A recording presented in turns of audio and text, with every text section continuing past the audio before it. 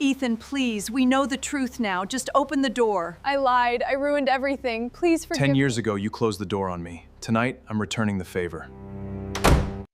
The first time my family threw me out, I was 17 years old, standing on a porch with one backpack, $43, and a lie hanging around my neck like a chain. 10 years later, the same 3 people stood outside my front door crying, begging me to let them in. I was home. I was warm. I had everything I had once begged them not to take from me. And I did not touch the lock. Hello, my name is Ethan Cole. I am 27 years old, and this is the story of how one accusation erased my childhood, destroyed my reputation, and forced me to build a life from nothing. It is also the story of what happened when the truth finally came back. I grew up in a quiet neighborhood outside Columbus, Ohio. My parents, Richard and Laura Cole, adopted me when I was 5. I had already spent enough time moving between temporary homes to understand that adults could disappear without warning. So when they told me I was finally their son, I believed them with everything I had. 3 years later, they adopted another child, a girl named Lily. She was 2 years younger than me. For most of our childhood, Lily and I were normal siblings. We argued over the television. We stole food from each other's plates. I helped her learn to ride a bicycle. She helped me hide a broken lamp after we tried to play baseball inside the garage. We were not related by blood, but I never thought that mattered.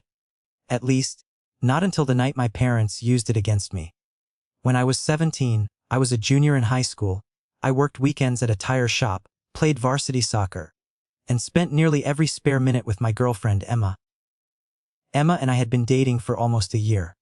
I thought I knew what my future looked like. I wanted to finish school, study engineering, and maybe leave Ohio for college. Emma talked about nursing school. We joked about living somewhere warm. My life was ordinary. Then one Thursday evening, I came home from practice and saw my father's truck parked crooked across the driveway. That was the first warning. My father never parked crooked. I walked inside and found my parents sitting at the dining table. My mother had been crying. My father's face looked hard and gray. Lily sat between them. She would not look at me. My mother said, "Ethan, sit down." I remember dropping my gym bag beside the stairs. "What happened?" Nobody answered. Then Lily whispered, "I'm pregnant." For a second, I forgot how to breathe. I knew she had been seeing a boy named Mason Reeves. My parents hated him. He skipped school, raced dirt bikes on private land, and had once been caught drinking at a party. Lily had promised she had stopped seeing him. My first thought was that Mason had gotten her pregnant. My second thought was that my parents were about to explode. Then Lily lifted her head. Her eyes were red, her voice shook, and she said, "The baby is Ethan's." The room went silent. I actually looked behind me. That is how impossible the sentence felt. I thought there had to be another Ethan standing in the hallway. My father stood so quickly that his draped across the floor. I said, "What?" Lily began crying. My mother covered her mouth. I stared at my sister and said, "Tell them the truth." As she cried harder, my father stepped toward me. I backed away. "No," I said. "No, absolutely not. I never touched her. I never did anything with her. This is insane." My mother asked Lily whether she was sure. That question almost gave me hope. Lily nodded. Then she pulled out her phone. She showed them screenshots. Messages with my name at the top. Messages saying I loved her. Messages saying we had to keep us secret. Messages telling her not to tell anyone about the pregnancy. I felt sick. I had never written any of them. I knew immediately that something was wrong with the screenshots because the wording did not sound like me. I also noticed there were no timestamps visible on some of them. I pointed that out. My father did not care. "They came from your account," he said. "They didn't." "Then explain them." "I can't explain something I didn't send," Lily said quietly. "He deletes everything afterward." I looked at her. That was the moment I understood this was not panic. It was a plan. Maybe not a perfect plan. Maybe not one she had been building for months. But she had prepared enough to make sure I looked guilty before I ever entered the room. I begged my parents to call the police if they really believed her. I begged them to take us to a doctor. I demanded a paternity test when it became possible. I said, "Test anything, take my phone. Take my laptop. I am telling the truth." My father's answer was simple. "Pack a bag." I thought I had misheard him. My mother whispered, "Richard." But he repeated it. "Pack a bag." You are not staying under the same roof as Lily. I looked at my mother. She was the person who had sat beside my bed when I had nightmares as a child. She had signed school forms with "Mother" printed beside her name. She had told me adoption meant I had been chosen. I said, "Mom, please." She would not look at me.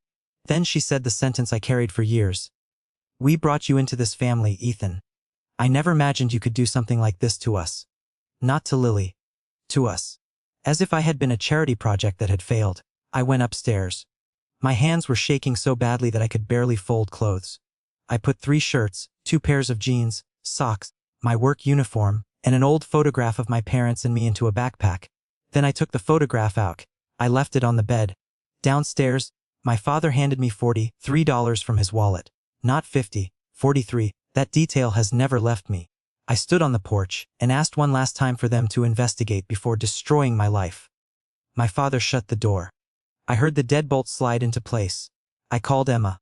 She answered on the second ring. Before I could explain, she said, My stomach dropped.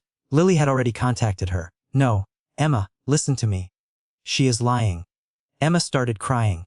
"She sent me the screenshots. They're fake. Why would she lie about this?" "I don't know." There was a long silence. Then Emma said, "I can't do this." I asked what that meant. She said, "Don't call me again." By midnight, I had lost my parents, my sister, my girlfriend, and my home. By Monday I had lost most of my school. Rumors move faster than facts, especially in high school. Someone posted the accusation in a private group chat. Someone else took screenshots. By lunchtime, people I had known since middle school were staring at me like I was dangerous. My soccer coach told me not to attend practice until things calmed down. They never calmed down. Someone wrote a word across my locker in black marker. I scrubbed it off. The next day, it was back. A teacher who had once encouraged me to apply for scholarships suddenly began keeping her classroom door open whenever I stayed after class. That hurt more than the insults. People did not need proof. They only needed a story. I spent the first week sleeping in my 2004 Ford Focus behind the tire shop where I worked. My manager, a man named Walt, found me early one morning brushing my teeth with bottled water beside the dumpster. He looked at the fogged windows of my car. Then he looked at me. "Your folks know you're sleeping here," I said. "I don't have folks right now." He did not ask for details. That decision may have saved my life. Walt unlocked the office and told me I could shower in the small employee bathroom before opening. He started giving me extra shifts. He also gave me an address for a room rented by his cousin Denise. Denise was 62, widowed, and had rules for everything. No shoes on the carpet.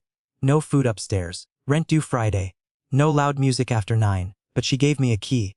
A real key. The first night I slept in that tiny room. I put the key on the nightstand and stared at it for 10 minutes. Nobody could lock me out. Not without telling me first. 2 weeks later, my father called. My heart jumped when I saw his number.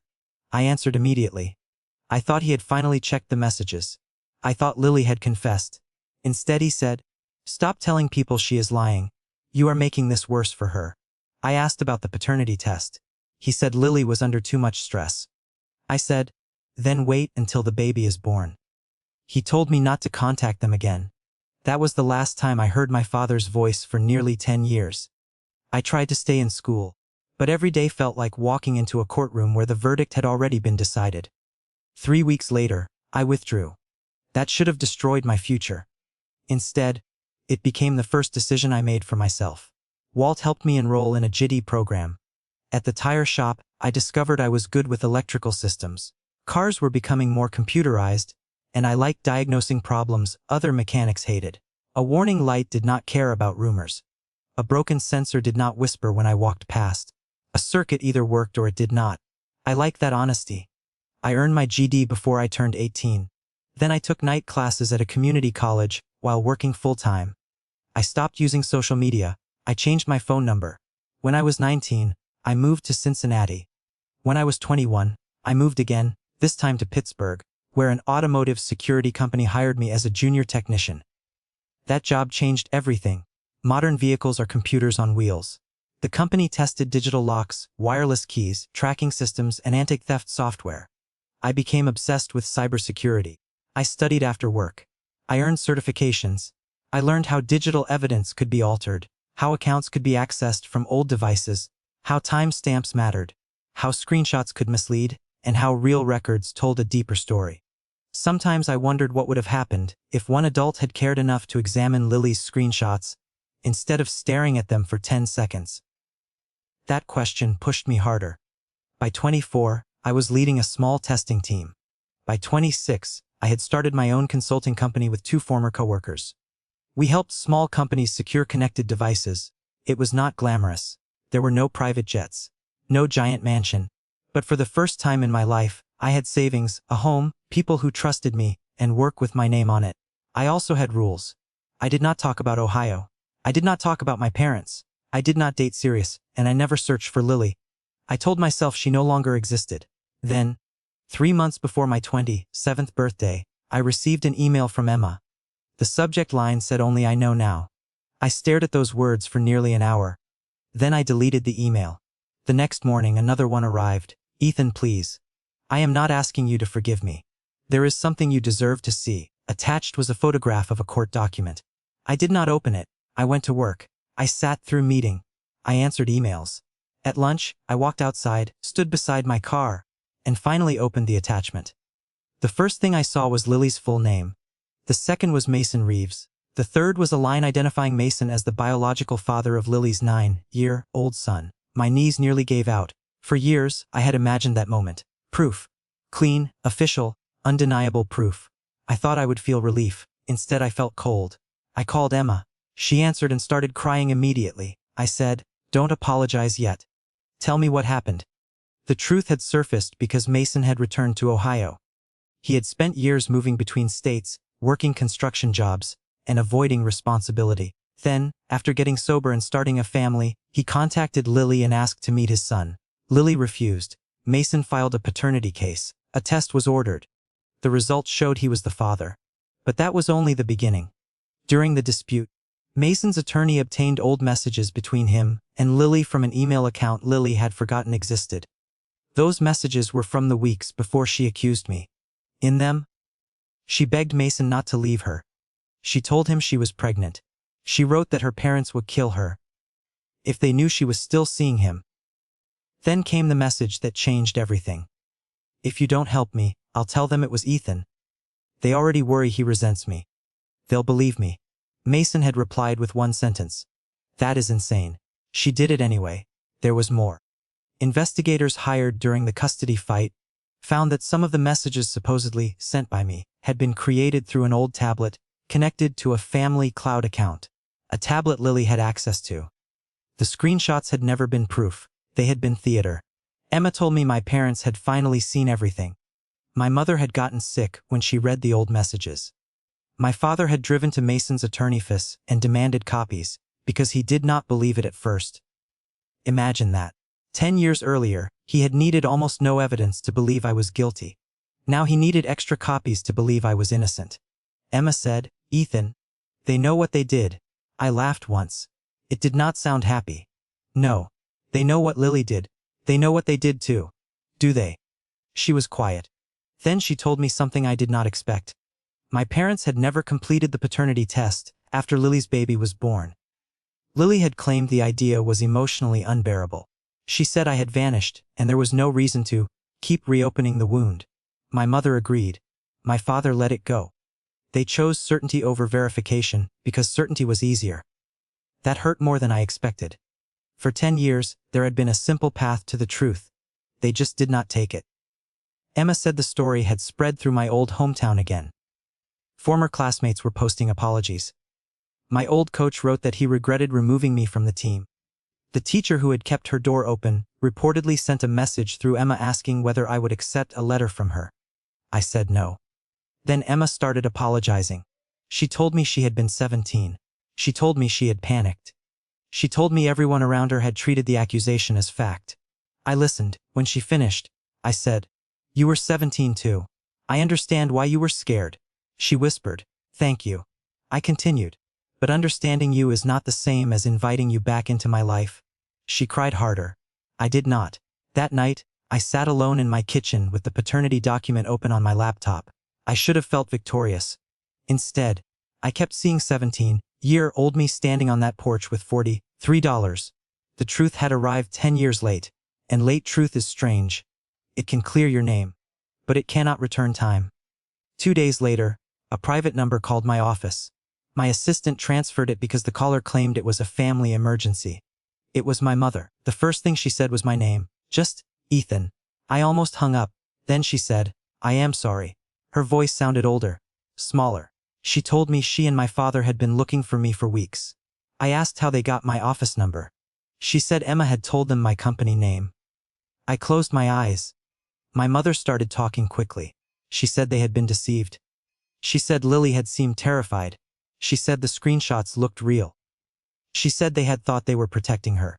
I let her speak for almost 5 minutes. Then I asked one question. When I asked for a test, why didn't you do it? Silence. I asked again. When I begged you to check my phone, why didn't you? She started crying. I asked a third question. When I disappeared at 17, why didn't you come looking for me? That question ended the conversation. Not because she hung up, because she had no answer.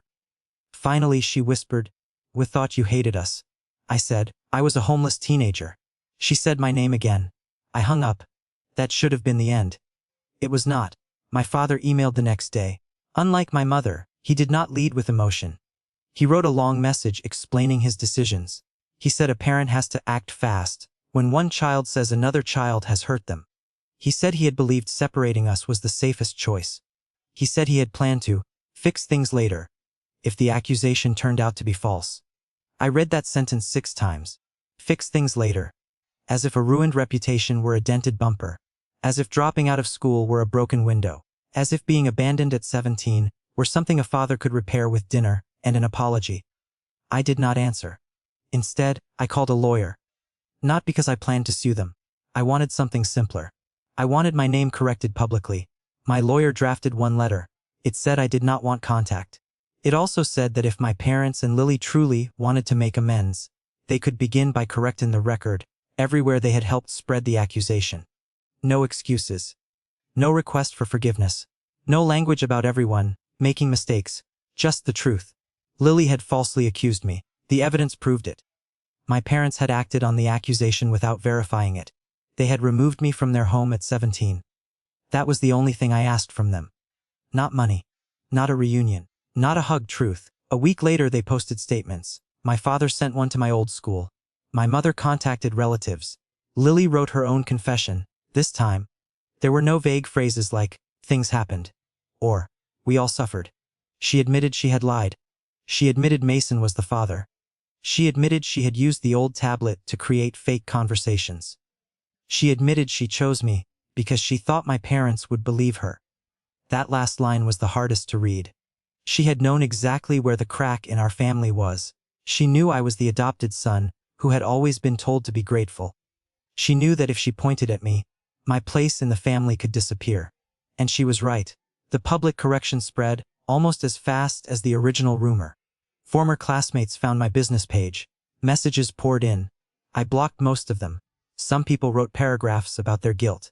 Some said they had been kids. Some said they had only repeated what adults were saying. One man I barely remembered sent, I hope life treated you well. I wanted to answer. It didn't. I did. But I did not.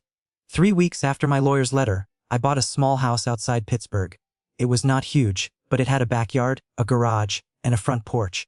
The first night there, I sat on the floor because my furniture had not arrived yet. I held the new house key in my hand. I thought about the first key Denise had given me when I was 17. That tiny piece of metal had once meant safety. Now this one meant something more. Choice. Then, on a cold Tuesday evening in November, my doorbell rang. I checked the camera. My mother was standing on the porch. My father stood beside her. Lily was a few steps behind them. For a moment, I could not move. 10 years disappeared.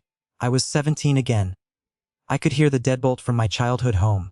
I could feel the backpack strap digging into my shoulder. I could hear my mother saying, "We brought you into this family." The doorbell rang again. My mother called my name. My father said, "Son, please." I had not heard him call me son in 10 years. Lily was crying before she even spoke. She said, "And I know I do not deserve anything from you. I just need you to hear me say it to your face." I stood in the hallway, 3 feet from the door. of me opened it. Part of me wanted to. Not because I missed them, because some wounded piece of me wanted to see what they looked like when they finally understood the cost. My father knocked. He said, "We were wrong." My mother said, "Please give us 5 minutes." Lily said, "I destroyed your life." That sentence made my hand move toward the lock. Then I stopped. Because it was not true. She had destroyed my old life. I had built the new one. There was a difference. I looked at the security monitor. My parents had aged. My father's hair was almost white. My mother held a tissue in both hands. Lily looked nothing like the confident teenager who had stared at the table and lied. For the first time, I saw them not as giants from my childhood, not as judges, not as people who controlled whether I belonged. They were simply 3 adults standing outside a house that was not theirs. My mother slid an envelope under the door. She said, "There is a check in there. It is not enough. Nothing would be enough. But we want to help with what we took from you." That almost made me laugh. Money. Now. After I had learned to survive without it. My father said they had sold their vacation property and put aside a large amount for me. I did not pick up the envelope. They stayed for almost half an hour. Neighbors walked dogs past the house. A delivery driver left food next door. Normal life kept moving when a family that had once controlled my entire world begged on my porch. Eventually, my father put his hand on my mother's shoulder. Lily wiped her face. They walked back to their car. I watched the taillights disappear. Then I opened the door. Not for them. For the envelope. Inside was a letter and a cashier's check. I did not read the letter. I looked at the amount. It was more money than 17-year-old me could have imagined. The next morning, I called my lawyer. I told her I did not want the money. But I had an idea. If my parents truly wanted to give something back, they could donate it to the youth housing program Denise had introduced me to years earlier. The same network that helped teenagers who had been thrown out of their homes. My lawyer sent the proposal. My parents agreed. They doubled the amount. I still did not call them. Months later, the program opened 3 new transitional apartments. I attended the opening quietly. Denise was there. She was 72 now. When she saw me, she hugged me so hard I almost lost my balance. She said, "Look at you." I smiled. "You gave me a key." She frowned like she did not understand. I told her, when I was 17, everybody was taking things away from me. "You gave me a key. I never forgot." She cried. So did I. That was the first time I cried over any of it in years. Not when the paternity result appeared. Not when my mother called. Not when my family stood outside my house. I cried because someone who had owed me nothing had once treated me better than the people who called themselves my parents. Emma contacted me one last time. She said she had heard about the housing donation. She told me she was glad something good had come from everything. I thanked her for sending the evidence. Then I asked her not to contact me again. She respected that. Lily sent one final letter through my lawyer. I read that one. She did not ask me to forgive her. She said her son now knew the truth about his father. She said Mason was slowly building a relationship with him. She said she had spent years convincing herself that she had lied because she was scared, but therapy had forced her to face something uglier. She had lied because she believed I was the easiest person to sacrifice. She wrote, "I knew they would choose me." I folded the letter. That sentence hurt, but it also gave me the last answer I needed. The truth was never just about fake messages. It was about belonging. At 17, I thought my family abandoned me because Lily was a better liar than I was a truth teller. At 27, I finally understood. They abandoned me because somewhere inside that house, my place had always been conditional. The accusation did not create the weakness. It exposed it. People ask whether refusing to open that door was revenge. Maybe. But revenge was not watching them cry. Revenge was not refusing their money. Revenge was not making them post public confessions. The real revenge was that I survived the version of me they tried to erase. I finished my education. I built a company. I bought a home. I learned who deserved access to my life. And when the truth finally gave my family a reason to want me back, they discovered something they had never expected. I was no longer waiting to be chosen. A year has passed since they stood on my porch. They have respected the no contact letter. My mother sends a birthday card to my lawyer's office each year. I do not read it. My father continues donating to the youth housing program. I know because Denise tells me. Lily has not tried to contact me again. Maybe one day I will change my mind. Maybe I will sit across from them and listen. But forgiveness, if it ever comes, will happen on my schedule. Not because they cried. Not because they apologized. Not because the truth embarrassed them. For now, my life is peaceful. And peace is something I spent too many years earning to hand back to the people who once took it from me. Sometimes, late at night, I stand in my kitchen and look toward the front door. I think about the twos that divided my life. The first one closed behind me when I was 17. I had no money, no home, and no idea what would happen next. The second one stayed closed when I was 27. But this time I was standing on the inside.